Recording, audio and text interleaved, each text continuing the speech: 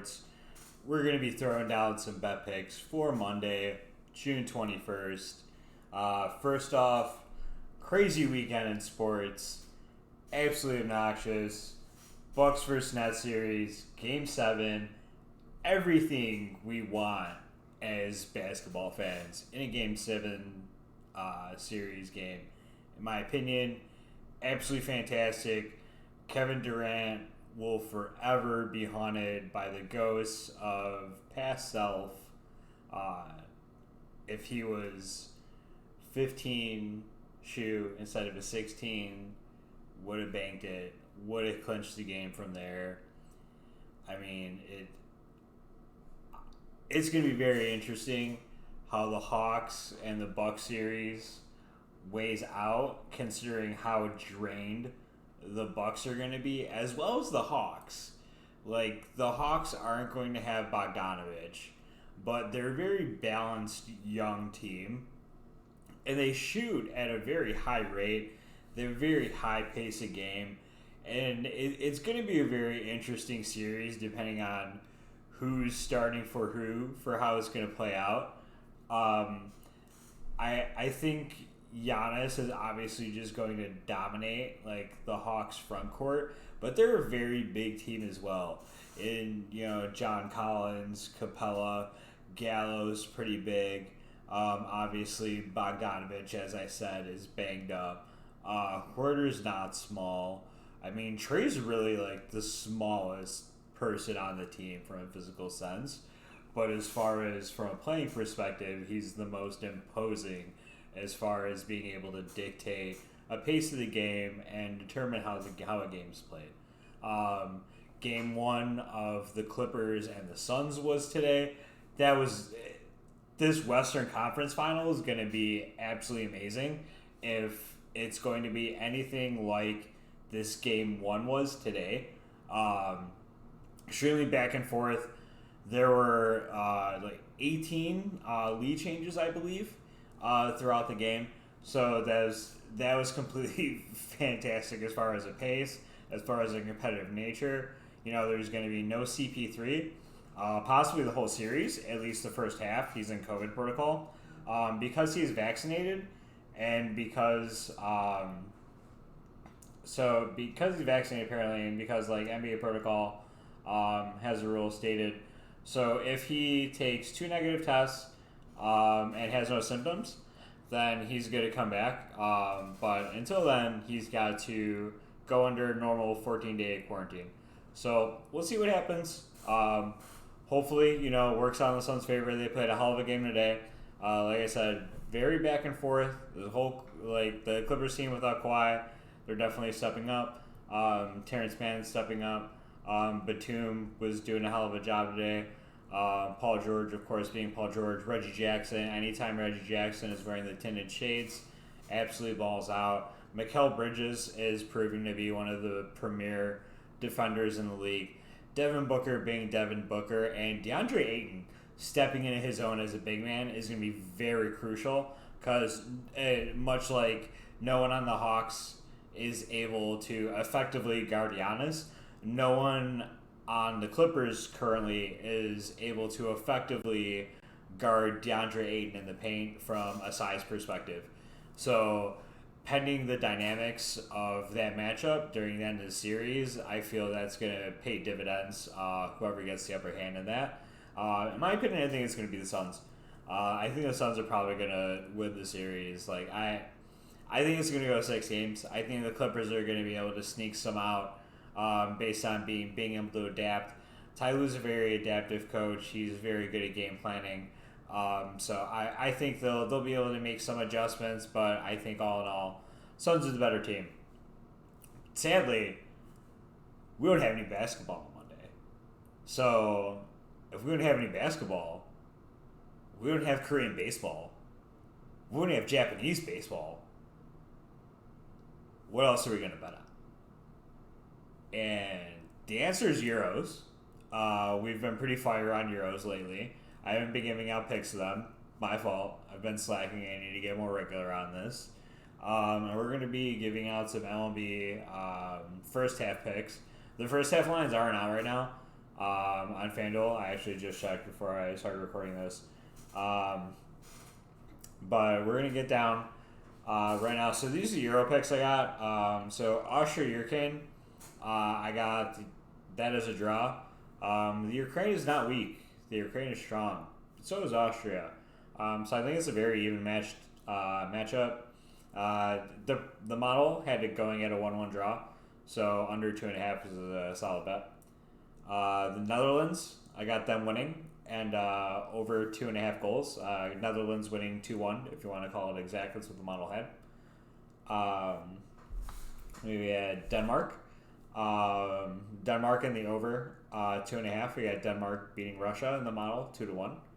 And then Belgium. Belgium was the winner and the under over Finland. Belgium 1-0 over Finland.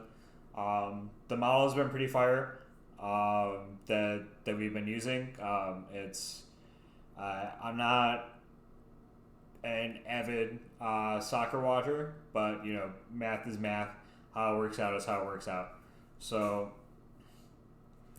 it's been pretty spot on. We've been probably like 10-3 on Euros in the last couple of days, so it's been very good. It's been paying off.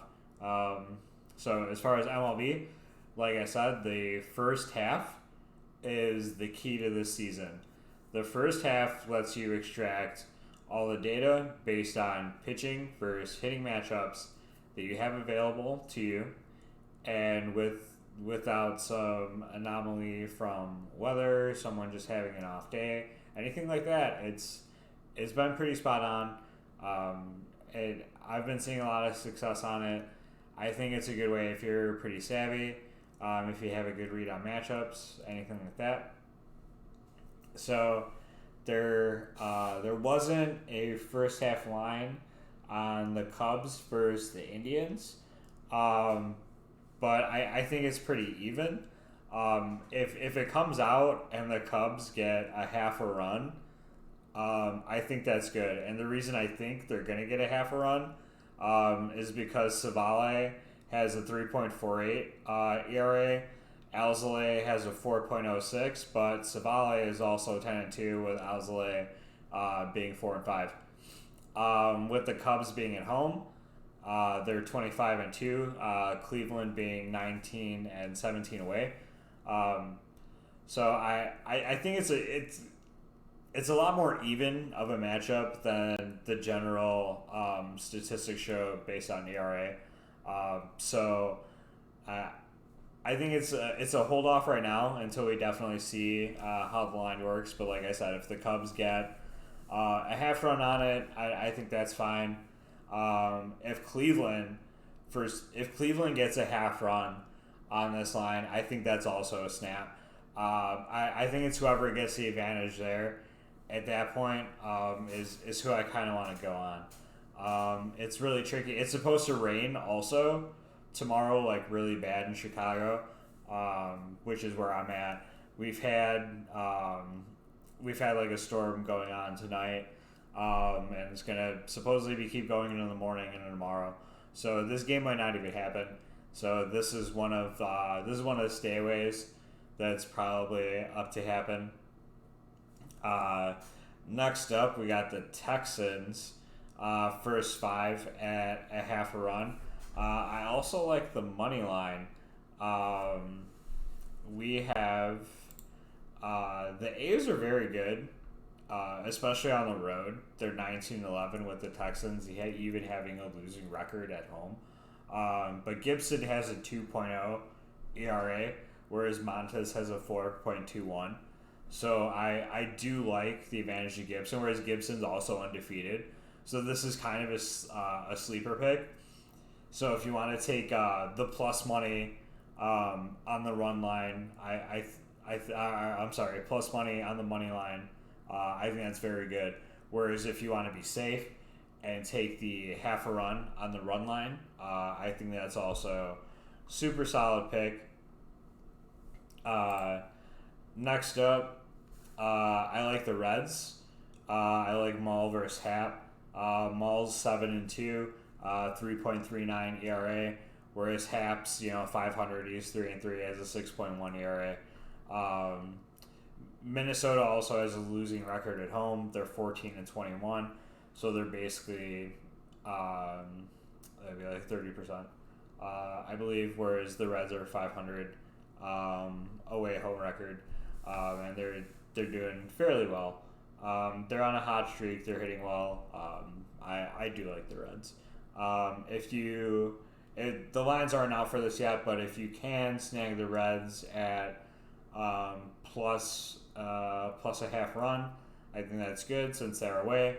But they are favored coming out, so your best bet's probably going to end up just being the Reds money line, straight up. Next up, I like the Brewers versus the Diamondbacks. This is kind of a sloppy game, but I do think the Brewers are the better team. This is one of them where, like, if you want to get in the action, go ahead. If you want to stay away from it, by all means, stay away. The Diamondbacks are not good. 11-22 at home. Brewers are 20-14 away. Brett Anderson from the Brewers, he's 2-4, 4.2 ERA. Kelly for the Diamondbacks, he's 2-7 with a 5.4 ERA. Both of these pitchers are not good, but both of them are, very, very poor. Anderson allowed 7 home runs. Kelly 12. That's why I like the Brewers a little bit more. I feel from two very poor pitching teams, the better hitting team and the better built all-around team typically have the upper hand, and in this case, it would be the Brewers. So if you want action for some MLB, that's who I would go to. And then lastly, in a super dynamic pitching matchup that's really good, we got Urias versus Darvish in the Nationals versus the Padres. Urias 9-2 with a 3.5 ERA. Darvish 6-2 with a 2.5 ERA. Both of them pitching on fire. Neither one of them has had any issues coming off so far with any of the spider tar scandal going off affecting spin rate, anything like that. So they're both very talented, both very good, both very consistent. I do like the Padres. Once again, that line hasn't come out yet. It's not. They are at home, so they should be favored. This is also another one of those coin tosses where it can go either way. The Dodgers plus half a run be very good. Both a home versus away. They both have a very similar record from a ratio perspective. It's a very even matchup. If you just want to watch some very good, like, technically pitched dynamic baseball, then you can go ahead and watch this matchup. But if you want some action and you don't want to go to this, we can go to the NHL, because the Stanley Cup playoffs are absolutely fantastic. This year they've been absolutely insane. Tomorrow night, Monday night, we like the Lightning. I think at home it's been a back-to-back series, back and forth. No teams consistently won back-to-back games so far. So I think Lightning are taking it tomorrow. I'm going to go with the trend. I'm going to ride the trend. That's just how I'm going with that. Just kind of analyzing from that way, taking that pick. So that's what we got going tomorrow. We have the Euros going. Appreciate you guys watching. Obviously, make sure you check us out. YouTube, like and subscribe at No Coast Fantasy Sports, so you get more of these picks. We're going to be putting them out nightly from here on out. Kind of doing a quick recap of the slate, and then kind of going forth with what we got going for the next day. Going to be throwing out a couple DFS picks from just some guys I like, just some misprices, just some good price points, everything like that. Going to be organizing the spreadsheet, everything like that. Going to be putting it to you from a very good visual aesthetic standpoint. But once again, appreciate you watching. Please like, subscribe, tune in. Good luck out there, and peace out, gang.